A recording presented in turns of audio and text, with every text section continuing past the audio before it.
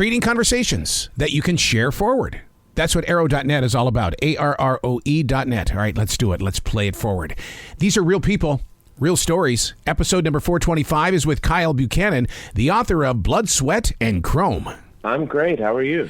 Fantastic, because you have finally given us the inside sleeve of a movie. I mean, this is like I go out and I get this great album, but I don't know the story. I just know that it's right there in front of me, and it's changing every one of us. Yeah, and like a really great song, it plays well when you hear it, and the more you hear it, the more obsessed you become, and then you want to know everything about what went into making it. You know what's really interesting about this book, Blood, Sweat, and Chrome, is that with it being about Mad Max, I look at the world that we live in today, and especially like in Afghanistan and even over there in Ukraine right now, and go, my God, these guys who put this movie together had a vision, and they knew what the planet really looked like. Yeah, it only becomes more uncanny and more sort of eerily prescient as the years go by. A credit to them, maybe not a credit to us in the world that we're living in and making. But yeah, it was wild to write this book during the sort of early months of the pandemic, especially because it seemed like we might be entering our own post-apocalypse, and you look to the film not just as a great action movie, but as kind of an instructive text. It's so true. And it just as a child, it also scared the bejeebies out of me. And then to read that this movie was a tough little monkey to put together, we don't see that side of the story. No, I think we always suspect movies aren't easy to put together. Certainly if you're watching Mad Max Fury Road with how wild it is and how death-defying those action sequences are, you're probably wondering, well, how did they do it? And the crazy thing is, when I talk to other big Hollywood directors, they don't know either. George Miller, who directed this movie, holds all the cards. And when I talk to a fan like Steven Soderbergh, an Oscar-winning director, he's got a great quote about Fury Road. He said, I don't understand how they're not still shooting that film, and I don't understand how hundreds of people aren't dead. Oh, and this, they did continue to shoot it because there was a lot of series that followed it. But George Miller, it was a man that I still believe deserves more credit than what we give him, because this guy's vision was just very long term.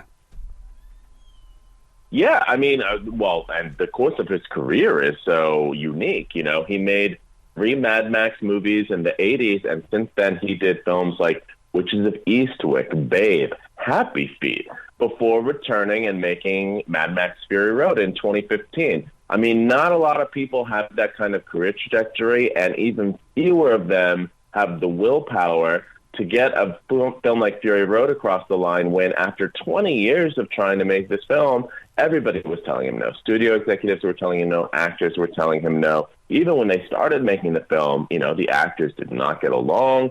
The studio president flew out to Namibia where they were shooting to shut it down. It's a wild story. But see, people said yes to you in order to put Blood, Sweat, and Chrome together, because, I mean, the way that you bring this story together it's like, wow. How did you get the yes where everybody else got the no? I thought that the linchpin would be Charlize Theron as Furiosa in this movie.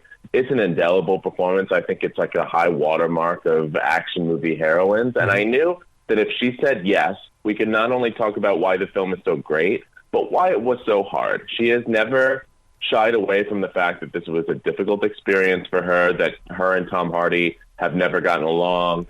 But she's also never gone into it in the depth that I asked her to. And it's a real credit to her that she was willing to talk about those things and about those feuds, because she knows everyone's going to write about it. They're going to write about me writing about it. Yep. She's going to have this new round of headlines about how they didn't get along, but she wanted to be honest and she wanted to be real. That is so funny that you say that, because that's how I first found out about this book, was on Google News. You writing about Charlize. I mean, that blows me away that you would bring that up. Yeah, I mean, I'm heartened because there's been such a reaction to the book. I mean, I knew, obviously, this is a very big movie, and it's only gotten bigger in the years since. But people remain so curious about this movie, about those stars. And I think even just for people who aren't Mad Max fans, this is a pretty crazy story. If you've ever wondered how a Hollywood movie gets made, there isn't a wilder, crazier story than this one, where the end result somehow, against all odds, turns out to be a masterpiece. You know, and the way that you put Blood, Sweat, and Chrome together, it's almost like you are inside our theater of the mind. It's almost like they had to do this movie in order for you to tell a story. And you're not like sitting there doing chronological, things happening the way that they did. You actually bring us in to the picture and make us a part of it. Well, that's very nice of you to say, Arrow.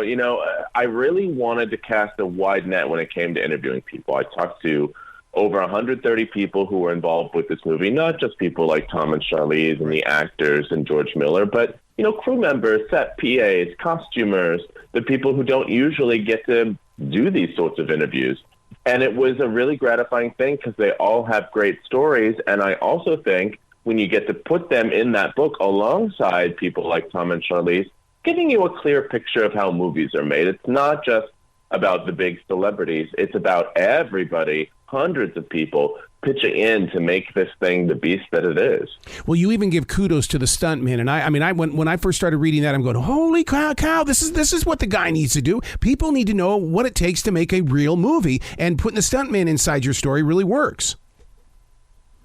Yeah, and I love, getting the inside scoop from the stuntmen. Oh my God. How they conferred with Cirque du Soleil to put together some of these stunts, how they were doing these things for real. It wasn't green screen. It wasn't CGI. They were out there in the desert. Those cars were really moving, and they were doing some of the most insane stunts you've ever seen and some of the most dangerous ones for real.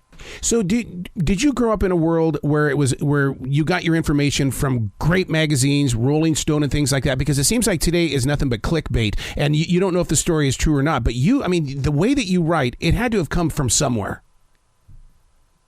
I know what you mean, and I appreciate that.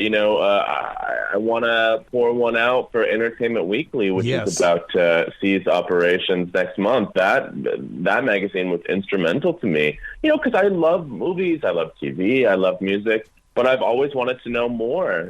That feeling where when you love something, you want to know about the love that went into making it. Mm-hmm. I've always been fascinated by that. I've read a lot of good books on the making of movies, but they're usually about the tumultuous making of a flop. And I wanted to write about the tumultuous making of a masterpiece because that's harder and rarer and crazier. The book we're talking about is Blood, Sweat, and Chrome. You dive into something that a lot of people probably don't know about, but they will thanks to your writing. When the heart gets in the way. Ooh, not a good place.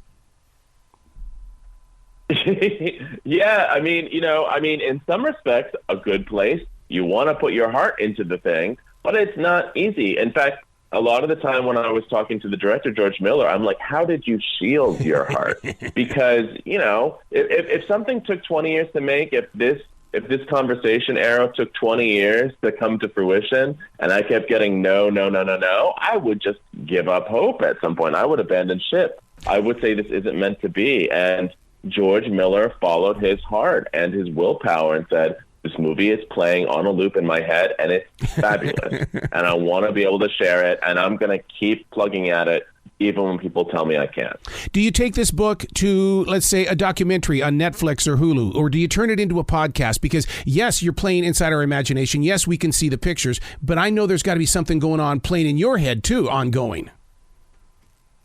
We shall see. It would be a fascinating thing if, a book about a movie turned out to be its own movie someday. But there may be things in the works in that regard, and, fingers crossed. Well, look at what happened with The Disaster Artist, dude. That was about a movie. Yeah, and I think people are more interested these days in sort of, how the sausage gets made, especially when the story of the making of the movie is as crazy as anything you see on screen. Man, I can't thank you enough for giving yourself permission to do Blood, Sweat, and Chrome, because, you really did bring something to the people here today. And I grew up reading the National Enquirer. This is the kind of stuff I like, but I like a real story. Yeah, no, I do too. I wanted to get the real story from all these people. I'm so excited for people to get to read it now and tell me what they think. Yeah. You got to come back to this show anytime in the future, Kyle. The door is always going to be open for you, sir. Happily, Arrow. Well, you be brilliant today. I'll try my best.